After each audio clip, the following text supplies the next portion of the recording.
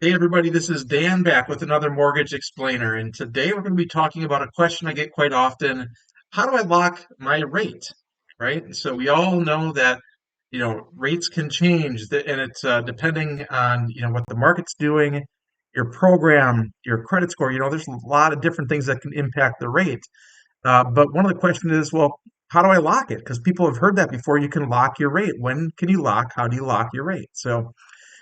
Basically, once you are ready to lock the rate, that means that you've already have an accepted offer on a property. So when you're in the pre-approval process, you're going through and you're looking at homes. A lot of lenders are not going to allow you to lock in an interest rate until you do have an accepted offer on a specific property, because that rate lock is attached to that property. And so once you are under contract, a client will call me and we'll go through the options. We'll say, okay, so, when are we closing? What's the closing date? What are the specifics about the property?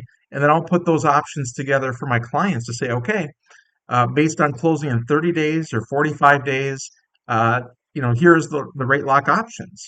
And so there's no cost for most companies. Of course, you always want to ask your lender. I've never had any rate lock fees that we've charged for a client for anything that wasn't an extended time period of a lock. But you're going to want to make sure to ask that question just to be sure. So you just simply contact. Now, typically, we will need to have that application that was completed from a client.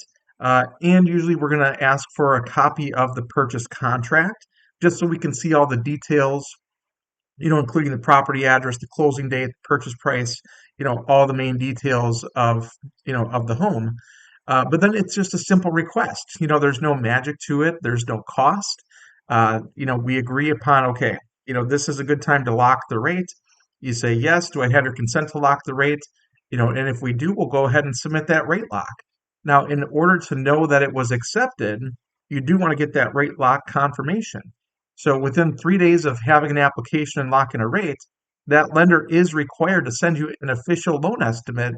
And on that official loan estimate, it should say if you are actually locked in with that certain rate, that it was locked and for how long it's for when that rate lock does expire to make sure that your rate is locked all the way through your closing date. So if you have any questions on that, please do let me know. You can contact me here anytime. Thanks again for all stopping by, and I hope you have a great day.